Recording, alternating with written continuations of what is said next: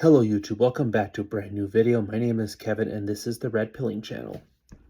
So I want to discuss about the upcoming mayor race that is taking place on November 4th, which is Tuesday. That is actually a big deal and I believe everyone should be talking about it. And I don't know. I feel like it should be way more nationalized than I've seen, at least. So go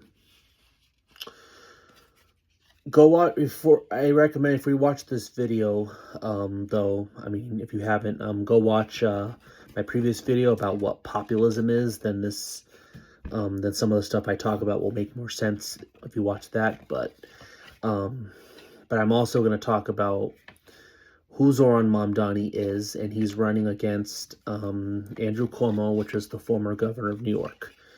I forgot the guy's first name, but I believe the other guy's name is Sawa, which is, so it's a three-way race.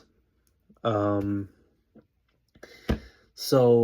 it's a three-way race, and Mamdani is winning by a lot, according to the polls, and it doesn't seem there's any way of stopping him at this point. And it's only a few more days left, and I guess I want to talk about here on how did this happen? How did we go from saying never forget 9/11 to electing a Marxist, communist, Muslim as mayor of New York? I mean, the three worst combinations that you could probably put together, but that's what he is. And I mean, how did we get here? I mean, is everybody that radical in New York, or is this a symptom of desperation?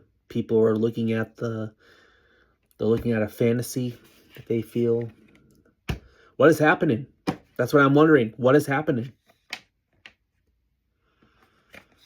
And I don't feel like we're asking the right questions, or the leadership that we support in the Republican Party isn't even answering. I don't feel their messaging has been very effective, at least from what I've seen. We seem distracted, and there doesn't seem enough anger, I guess. I mean, yeah, you have the virtual signaling about how bad communism is, okay, but I mean, it doesn't even seem like they're really talking about the policies that he's proposing of why they're destructive. I mean, he is definitely more in a populist direction because he's seen as an outsider, and they see him as idealistic, and they see him as someone who's rebelling against the establishment. And it's working. He's charismatic, and he definitely, as fraud as I believe he is, he definitely knows how to talk about the issues. The problem is, so anyway, that's a little bit about Mamdani, but I'm going to talk about the policy he's actually proposing, because I don't believe this has been messaged very well. The only thing I've heard is that he's anti-Semitic and he's anti-Israel. That's all I've heard, at least online, and from some of the stuff I only see that being mentioned about him. Okay, all right, I'm against him being anti-Semitic, anti-Jew, but he's also anti-white. Yeah, he's very racist. He wants to tax white people just for being white and being too wealthy. So, racism.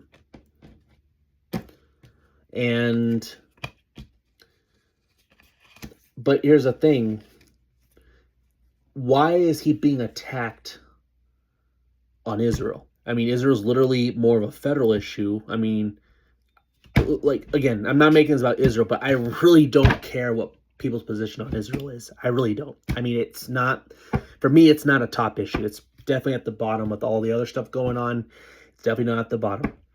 It's definitely at the bottom of the list of things that are important to me. So, most important. So, and yet it seems certain people on our side, that's all they seem to be focused on right now is what is your position on Israel, when we have a communist literally about to take seat in office in New York City, one of the largest cities in the world. And I feel like it's not just New York. I feel like it's going to continue spreading. Because here's the thing, people. Populism is here to stay. It's the future. You're either going to get a more right-wing view of it or more left-wing view. People are done with the corporatists. They're done with the elitist. They're done with this cronyist system. And they're going to break it down one way or another. So, I don't know. And that's the thing. That's what I'm concerned about. So, again, these are the policies he's proposing. So, he wants to tax the rich, particularly people in wealthier and whiter neighborhoods. So, racism. He wants to confiscate land, people's property. He wants to take over the housing unit, which would basically, he wants to end homelessness, which would basically take over like luxury units to put them in, and which would only which will only devalue them, and they won't want to build at all. So you'll still have less shortages if you're not building. He wants to shorten rent or freeze rent, where you don't have to pay rent. They tried that during COVID. I mean, how did that go? So, in the name of greed. So you're gonna have, you're gonna think you're gonna be paying. You don't have to pay rent, but they just won't issue apartments if you're not gonna. They're to stay at their place if you can't pay them rent to be able to pay for what they need for using it. So they can't even get money for their own income. Now, here's the thing. Could you call landlords greedy? Maybe. Okay, I'm not saying they're not bad landlords, but they are owning property. They're loaning you to stay in their place, and they need it to be able to upkeep. I mean, there's greed, but not everything's greed just because they have to make money off of it, off that, to fix things. It's ridiculous. So that's one thing. So freezing housing. He wants to public run grocery stores. So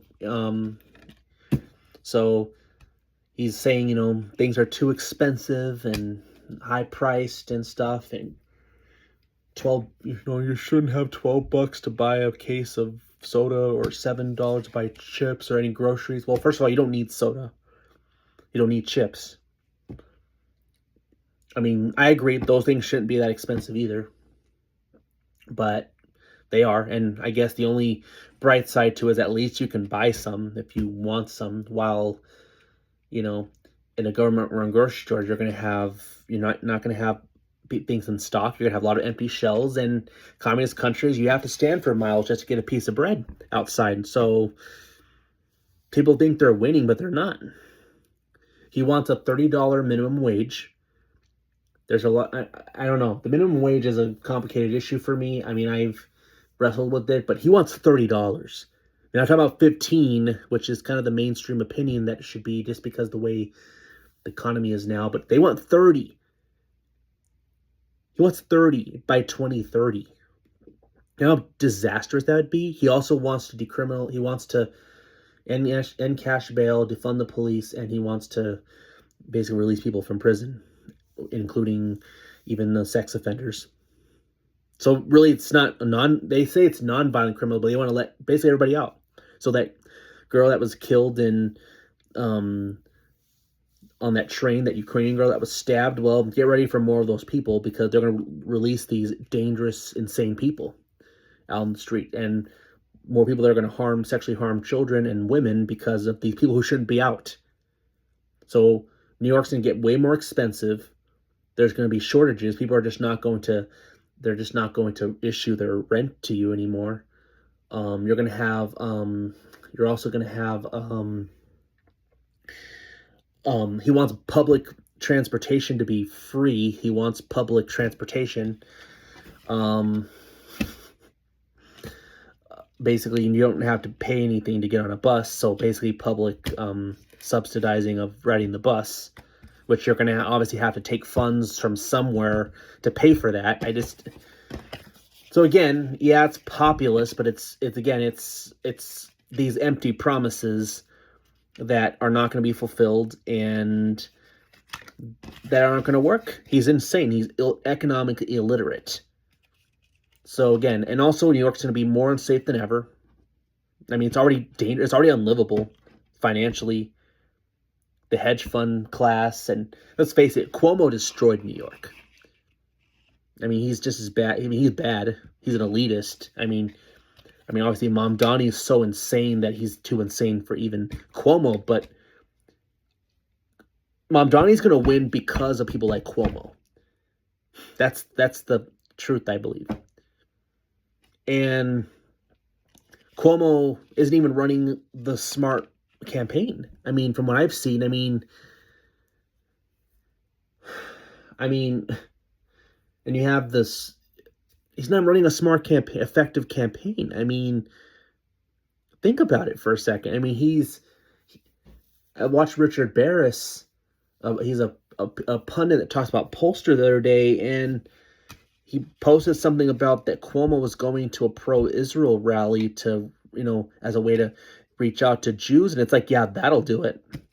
First of all, he's trying to pander the anti-Semitism. He's running on the anti-Semitic campaign, basically. Well, first of all, that's a bad strategy because, one, you're making Israel the campaign when this is a local race. Two, well, anti-Semitism is not going to work because their base is anti-Semitic. So, and I hate to say it, but a lot of the ethnically Jewish people, they're actually mostly voting for Mamdani, unfortunately. So you're out of touch on what to campaign for, and I hate to say it, but people are also not even thinking about. I don't think people are thinking about his radical policies. I mean, you have the left that want radical policies, but you know why they want? They want him because of his economics. They think their life's going to be better under him, and it's not. That's the truth with it all. So, it's disappointing. Disappointing is not a strong enough word. It's like I'm out of words. I mean, what do you do with this? Where do we go from here? Because it's not just a New York problem. I feel like it's going to keep spreading. Get ready for Minneapolis. The Minneapolis has a primary challenger running against the Minneapolis mayor, and he's a Mamdani type. Milwaukee, I live here in Wisconsin. Milwaukee, get ready. It's going to keep spreading until we have the Republicans take this issue more seriously. Instead of worrying about what people's opinions are on Israel and worrying about not upsetting the left. And, I mean, think about it. They're not attacking the left. They're too afraid to do anything because they're afraid of what the left might do. They're too busy, again, I'm sorry to sound redundant, but they're too busy going after certain conservative figures that are not obsessed with Israel, I guess. They have opinions that are not seen as they're not seen as pro-Israel enough, and so they're more worried about that than making sure people are in line on that, rather than putting a spotlight on what's about to happen to New York. It's like I don't know. Am I missing something? Maybe there has been messaging, but I just haven't seen it, and I only see them trying to pander, and it's like they have no message. Obviously, Cuomo doesn't have any message. I mean, he's a Democrat, basically. I mean, he is a Democrat. I mean, former Democrat running for governor, and he destroyed New York during COVID. You kidding me? So, I don't know. I mean, his policies are so disastrous, and it's like, and of course, he's Muslim. He's not even from here. He has no assimilation to American values. He hates our culture. Honestly, I think in any office, federal, state, local, you have to be American, born here. You shouldn't run for office here. No. That's too conflict of interest, and they don't assimilate. And he's Muslim, which is not our values. I mean, Sharia law, totally against our values as Americans. I hate to say it, but his views on, I don't like his views on Israel, but I also don't like what he says about white people. And honestly, I don't even think, his views on Israel is not even, I don't even think that's on the top of the list on why he's destructive. He's a communist, though. That's what the focus should be on. He's a communist, and he's going to make New York extremely dangerous for people. That's what the focus should be on. And yes, he's also anti-white. He isn't just anti-Israel. He's also anti-white. Wants to basically make certain people pick and choose. I mean, that's why he's dangerous. But his economics is going to be a disaster. I mean, New York, I don't know if will last 6 months, maybe less. I mean, it's that bad. He's that bad. Get a mass exit in New York. It's dangerous and sad. And we have to wake up, people, because we all can't expect. There'll be a mass exodus in New York, but we can't all expect of us all just to go and run somewhere else when bad things happen like that. That's what we have to save our states and cities, man. We have to save our state and local. We have to get involved in local. I think we've taken local way for granted, and because of the lack of messaging and because the GOP doesn't want to adopt a populist message that Trump put forward, they don't run on the kitchen table issues that matter to voters. You have these lunatics preying on them, and it's working. And I'm sure some might have voted for Trump. I mean, in New York, Trump did pretty good in New York. So I'm sure you actually, compared to other Republicans, I'm sure you have some people who voted for Trump that are voting for Mamdani because his populist message. And I think the reason why he's going to win is because the voters feel no one else was talking about New York while everyone else is talking about Ukraine and Israel. I mean, I'm just going by what I've been seeing lately. Everyone's focused on foreign policy. And then obviously Richard Barris released some information today that he feels that there's been way too much emphasis on foreign policy and not enough on domestic policy. And, you know, when you can't afford a house, you can't afford to pay rent, you can't afford to buy groceries, they're your basic necessities. You can't afford to have children because things are so expensive. People are not going to care about foreign policy. They're not going to care about Israel. They're not going to care about Ukraine or anything like that. So it's the same applies. So domestic policy has to start being the focused kitchen table issues and policy. Cultural issues are good. America's moving right on the cultural, but not on the economics yet. And that's what people care about the most. That's what's going to be winning elections. So we have to be whoever gives them the vision that their life's going to be improved, who's going to win. And populism's here to stay. It's either going to come in a MAGA, more of a pro-American way of populism, where we stand up against crony capitalism, but we also support markets too, but also defending the little guy, or you're going to have a complete communist that one, he's not a populist because he's against our values as Americans. He hates assimilation as an American. He wants to change our culture. And his policies are only going to drive more homelessness, more drugs, more crime, and drive people out of New York, businesses, everything. So he's a disaster. And that has to change. And I don't know. I don't know. And as a Wisconsinite here, I don't think we're as progressive and as secular as New York.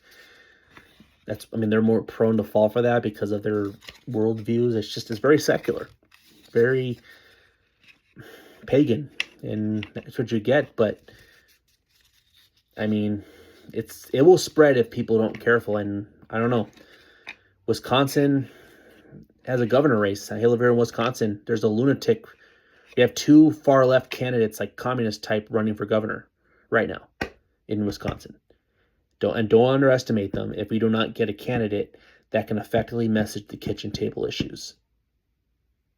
And I feel like we're not focused. We need to get focused. We need to put all our opinions on what we think of Israel and whatever, and start redirecting our focus on winning the midterms, so we can save our states. Unfortunately, because Trump can only do so much. I don't want MAGA to pass Wisconsin. Because right now it has been, because of the leadership we have here.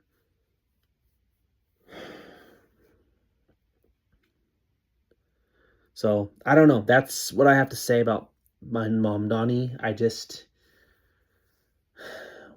know. How did we get here? I guess that's a more rhetorical question, but maybe you can comment on the comments if you have anything to add on that. But I am going to maybe but yeah, for real, if you have anything to questions, how did we get here? Maybe post that in the comments, or I don't know if you know me personally, but maybe ask me or not. But I don't know.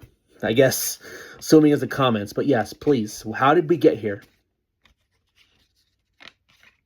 That's what I want to know. How did we get here? Am I missing something? Because I guess as a conservative, I don't want conservatives to feel like, I know these like lifelong Republicans are just so sad to see this happen and are terrified how this happened, but I'm trying to explain this is why it's happening. Poor messaging, and Republicans aren't focused here. They're not America. A lot of them aren't America first. I mean, even the ones that co-opt are not really America first, and people see through it. I mean, I don't know. I don't know. Maybe I'm looking in the wrong place too, but I don't know. There's a few exceptions. I like Ron Johnson. I like Thomas Massey. I mean, I kind of started redeeming himself a little bit, but I guess I like him because he's sincere and he's not owned by the donor class, which is what I respect about him. Same with Marjorie Taylor Greene. I mean, I don't know. I mean, anyone else you can think of? I mean, there's individuals in there, but I don't know. The GOP needs to adopt populism, economic populism, and, protect our culture and economic populism. Standing for the people.